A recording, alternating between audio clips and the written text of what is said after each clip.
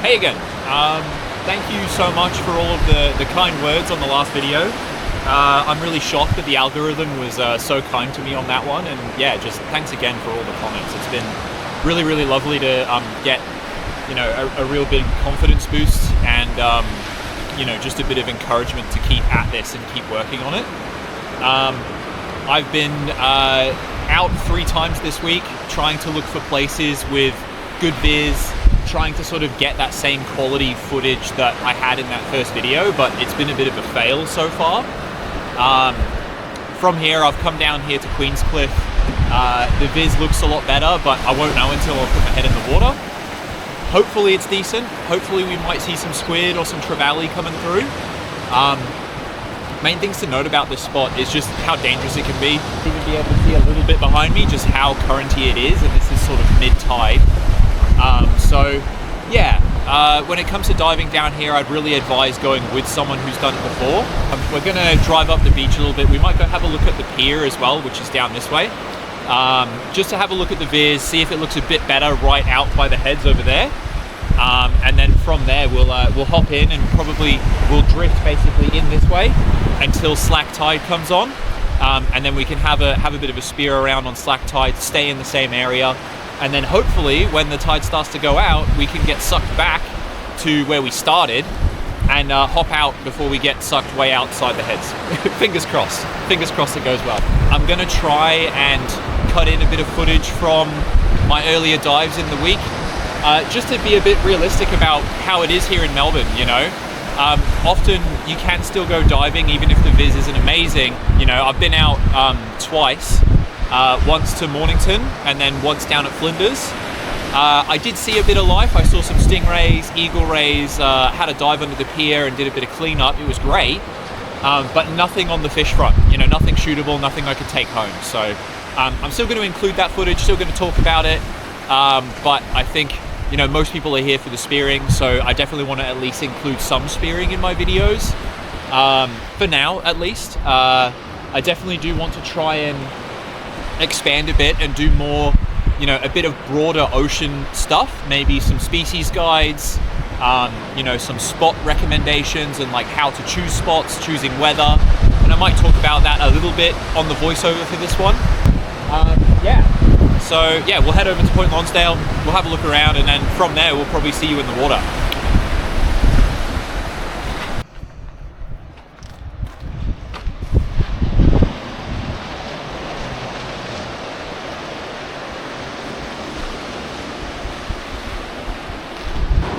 I think this is an old gunnery fort or some kind of observation post.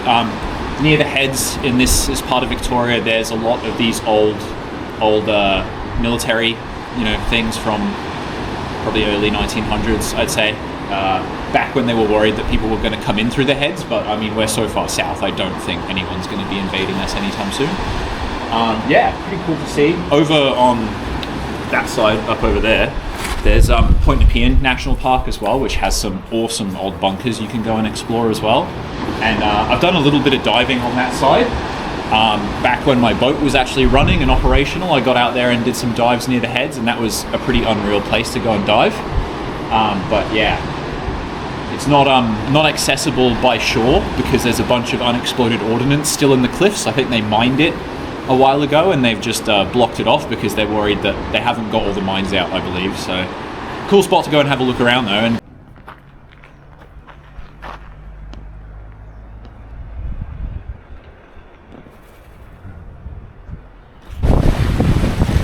I'm almost questioning if I maybe go over to the back beach because it is really good in here. It's not bad, but when I look out here, it's very flat out there. It looks pretty nice. So maybe we'll go have a look over there before we decide to hop in. Have a squiz. It is off the side, doesn't look too bad.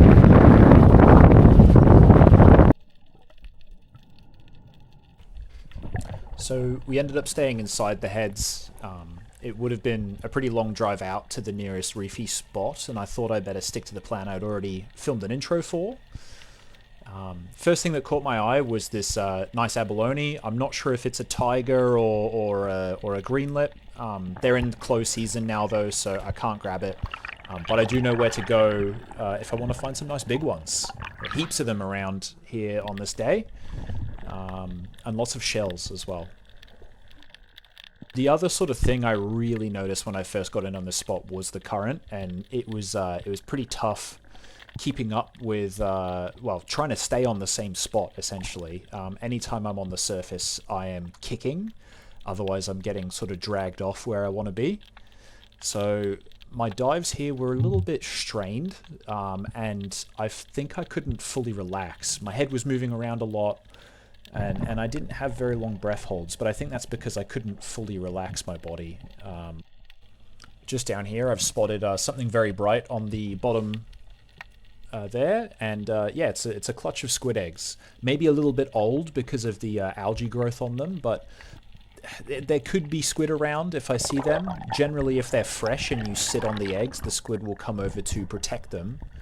But no squid seen on this day, sadly. So plenty of those ab shells around. I've been thinking about maybe trying to make like a flasher or something out of the abalone shell, and really clean them up, make them nice and shiny. And just to clarify, a flasher is used to help basically entice and bring in pelagic species like maybe kingfish, mainly in Victoria, and salmon, sometimes tuna, but very rarely. So I've done a little bit of drift diving in some other areas, but yeah, nowhere with anything as strong as this. I ended up drifting, I think maybe almost a kilometer or two down the coast and had to get out on the beach, walk up, and then I ended up doing, I think, 3 laps total on this day of just me getting sucked out and then walking back up.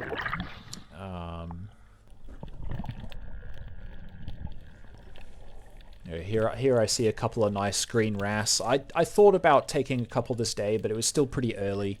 I wanted to see if any other stuff was around. Green wrasse are common as muck. They're everywhere, and they taste pretty good. They eventually turn into the blue throat wrasse when they get to a certain age, and they actually change sex, which is, yeah, really interesting. Didn't see any blue throats on this day, but plenty of the green ones around.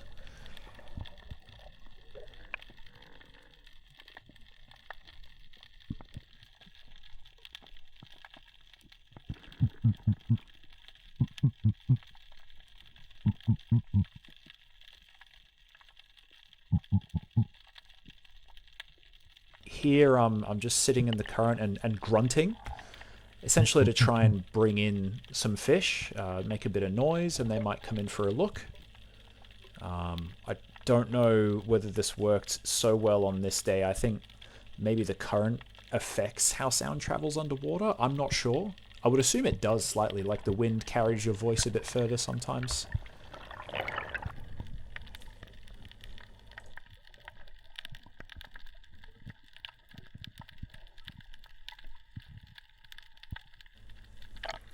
Down here I found a nice little ledge down at about, I think this is about 5 or 6 meters.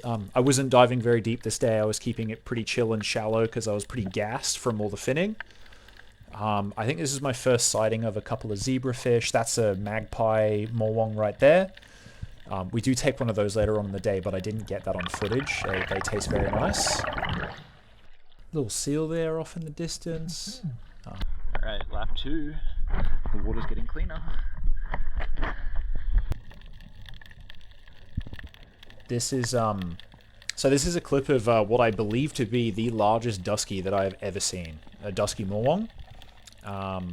There's a little magpie that catches my eye, and then yeah, out of the murk comes, looks like it's almost maybe a meter or two. Well, sorry, not meter or two. Maybe 1.2 to 1.3 meters.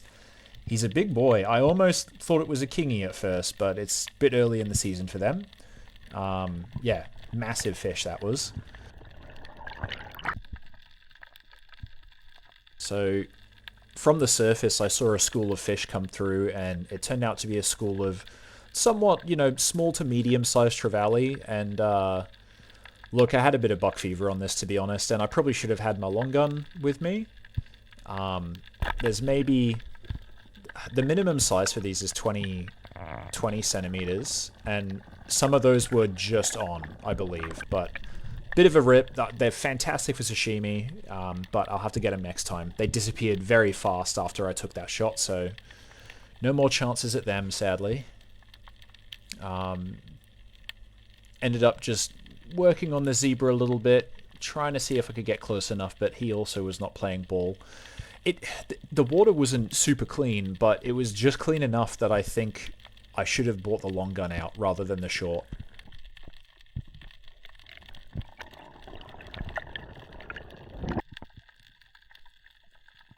So just sitting on the bottom here, having a look around, waiting to see if something decides to come in.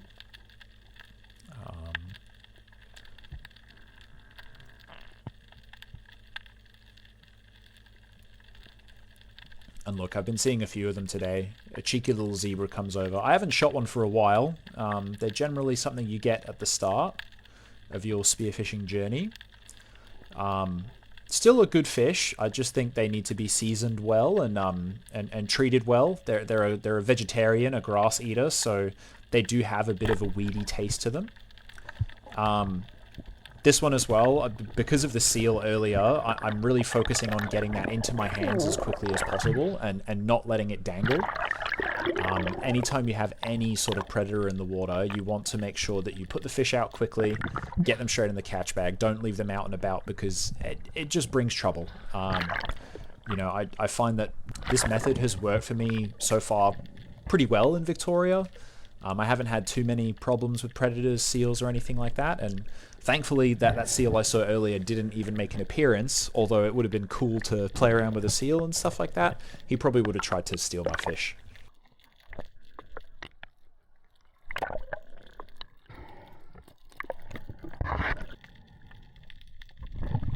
Just on this one, I think I've got a few smaller duskies off in the distance here. Very curious fish. They're a lot of Spearo's first fish that they'll take just because of how curious they are. And in my experience, the smaller ones are a lot better. They're another weed eater. So the bigger they get, the more grassy they taste, and they do get big. So, same again with this one. I'm trying to get it in my hands, put him out, get him in the catch bag. I don't want to have any issues with that seal or any other predators that might be lurking around here because I'm, right next to the rip. Deepest water in the bay. Deepest water for quite a while, to be honest. I think it gets down to about 100 meters in there in some places. Putting a bit of burley out there just to see if I can entice some fish to come in. Maybe get those trevally to come back in again. Might also see the seal, but if my fish are in the bag, I'm a lot less worried about him stealing fish and more just interested in trying to see him. I think this is another little nice little abalone shell here, and they're just so beautiful when they're cleaned up as well. So I'm really keen to shine these up and see how they look for either a flasher or maybe even use them for a bit of the woodwork that I'm planning to do soon.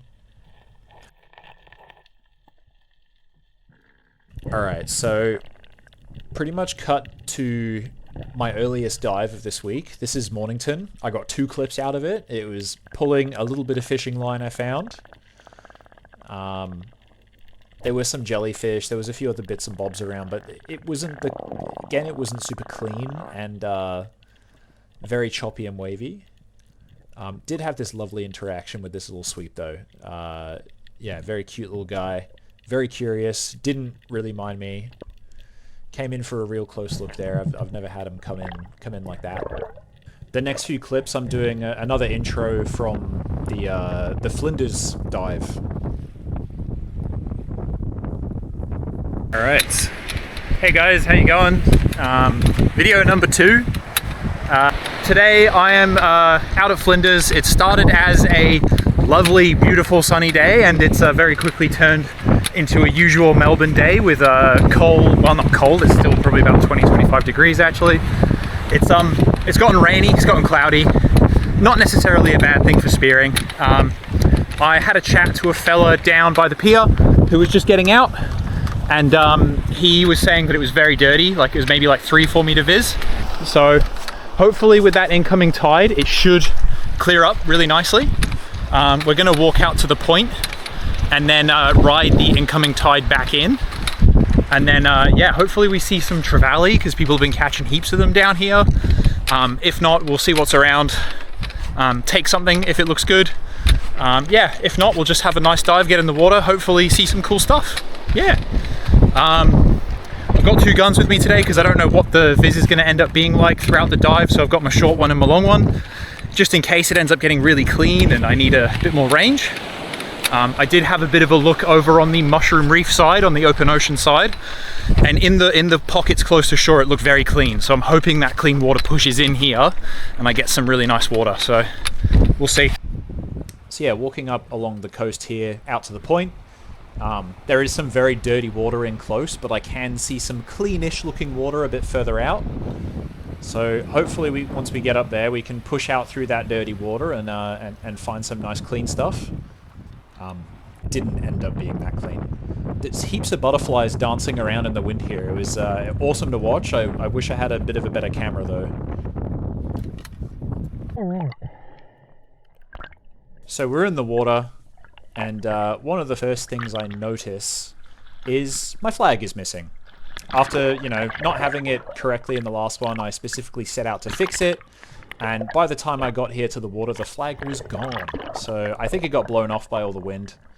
But I have since fixed it. It was there on the Queenscliff video. Yeah, had to push through this muck a little bit to get out into some cleaner stuff. And by cleaner, it wasn't that much better. You know, it was maybe 2 to 3 meters at most. I definitely miscalculated the tides as well because it still felt like it was pulling out rather than in. So I had a bit of a swim to get into an area with a bit less current. But yeah, I consider this a fun bit of exercise. There wasn't a lot to be shot on this day, but still cool to get out and spy a few things, see what's around.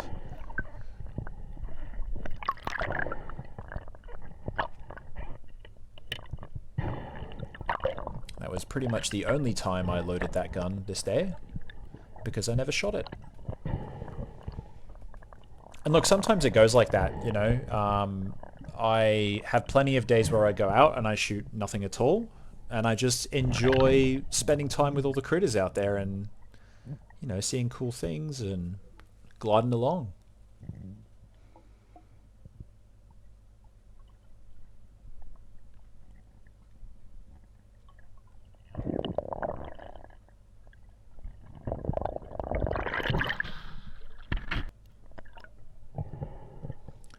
Big eagle ray in the shallows here. I had to fin quite hard to keep up with him, and then he picked up the pace once he saw I was there. Very cool thing to see. This is a really interesting little boat here. This guy I think was from Tassie, and he's made it out of trash and sailed it all the way here from Tasmania. I think I contributed an oar to this boat when it was down in Walkerville, so I feel every time I see it, it's awesome. Such a cool accomplishment. I think it's called Project Interrupt on Instagram. Definitely give it a look. Yeah, really awesome feat that he's done, and for a good cause as well. You know, recycling rubbish, getting rubbish out of the ecosystem. As I get closer to the pier here, I'm actually unloading my gun and putting it on my float. So, look, it's a bit of a grey area, I think. When boats are moving through marine sanctuaries, you're allowed to carry a spear gun as long as it's unloaded and stowed away. I'm in the water. I don't want to have to get out of the water, put my guns away, and then come back, dive, and then grab the guns out again once I get to the other side of the pier. So I stow them on the float. I take them with me to the pier, but I never have them in my hands. Just a cool little shot of some chains, some cool audio there. But yeah, on the guns, like, I don't know if parks rangers would watch this, or if anyone who knows like official laws or anything like that on it, definitely let me know. I don't want to be breaking any laws or making any people mad. I'm just trying to do what I think is the most smart thing to do in that situation. Of course, if you're under a pier with a gun, it's probably not a good look if fisheries comes and has a chat. But on this day, I also had no fish in my bags either. So I think if you've got no fish, it's probably not the worst thing in the world to do.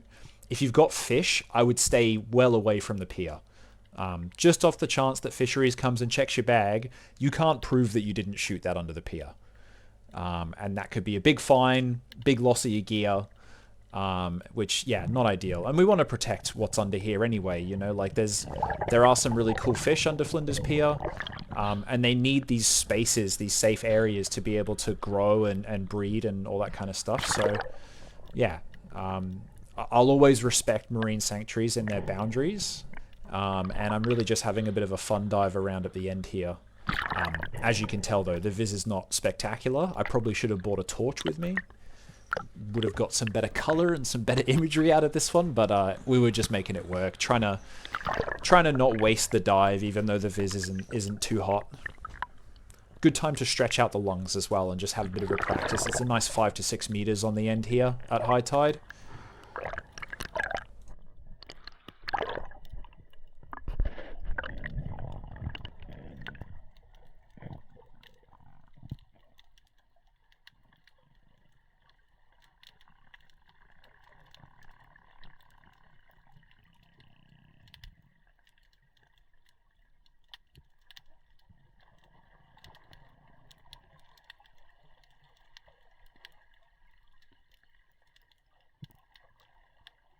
Couple little magpie perch here. They're always hanging out near an engine block on the end of the pier. These guys are just babies. They're probably around 10-15 centimeters, and just behind him there's a little goatfish hiding out there as well. Goatfish are a fantastic species to practice and learn spearing on as well in Victoria, because they're very abundant, and they have no minimum legal size limit. So even if you shoot a small one, it's not the end of the world. You can get a good idea on, you know, how big a fish is by shooting fish that have no minimum legal limits. Under the water, it can be really hard to gauge fish size, so it's hard to stick to your catch limits and stuff like that when spearing. But if you can get a bit of practice on some species that don't require a minimum legal length, then you can sort of wrap your head around how big things are in the water and what sort of, you know, sizes you need to try and target. There were some really nice size goaties in this school, and look, I'll be honest, I'm a little sad that I can't have a crack at them under the pier, but you know, that's what the marine sanctuaries are there for. That's how they get that big. Notice these little fish hanging out in these holes on the side of the pier as well. I've never seen them before. They look like gobies or something. Cool little crab hanging out there.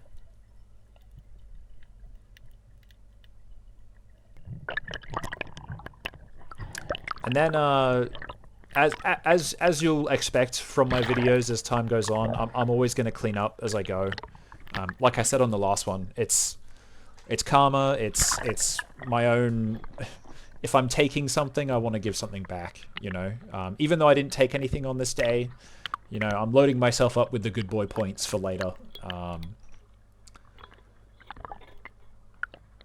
I can generally understand, you know, fishing lines being caught on the pier, and I don't really hold too much ill will, you know, to fishermen if they have lines get caught on the pier. There's not a lot you can do.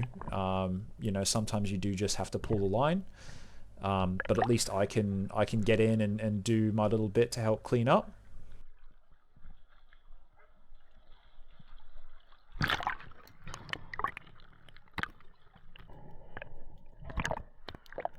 It's always fun dropping off the edge of a platform like that, just almost skydiving down to the bottom. And that's one of the things I love about freediving, when you're either weighted correctly or you're negatively buoyant, just flying straight down to the bottom. One thing that does tick me off though, like I'm pretty sure this is someone's attempt at luring in fish to catch, and they just shoved a rag inside a tin can. You know, not whether it's a fisherman or whether it's, I don't know what it is, but pretty standard on the piers to find things like this. But it's like, you can buy like a burley pot and use that, or you can make your own burley pot out of PVC piping. Like it's not hard, but this is just pure laziness and just disregard for the ocean and, you know, the place that you're going to catch your food from. It's like, yeah, I'm just going to throw rubbish in there as well. That really makes sense. then again, there's probably not a lot of logic in the heads of people who are getting smashed on the ends of piers, and you know, maybe they're out with friends having a laugh and stuff like that. But it's like, come on, just pick up after yourself. We've already fucked this planet up enough, so you know, can't we at least try and do our bit to keep it somewhat clean?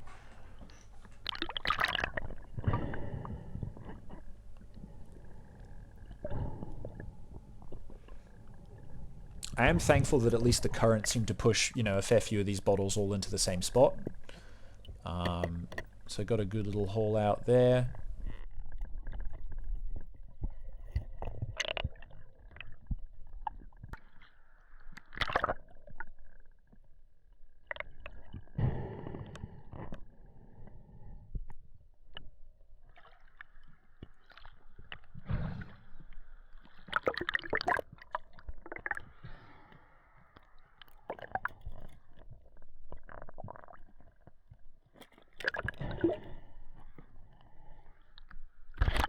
There's another little dusky hanging out in the shallows here. This is probably the only fish I saw that day that I thought, ooh, I could maybe have a crack at him, but I thought I'd just let him swim.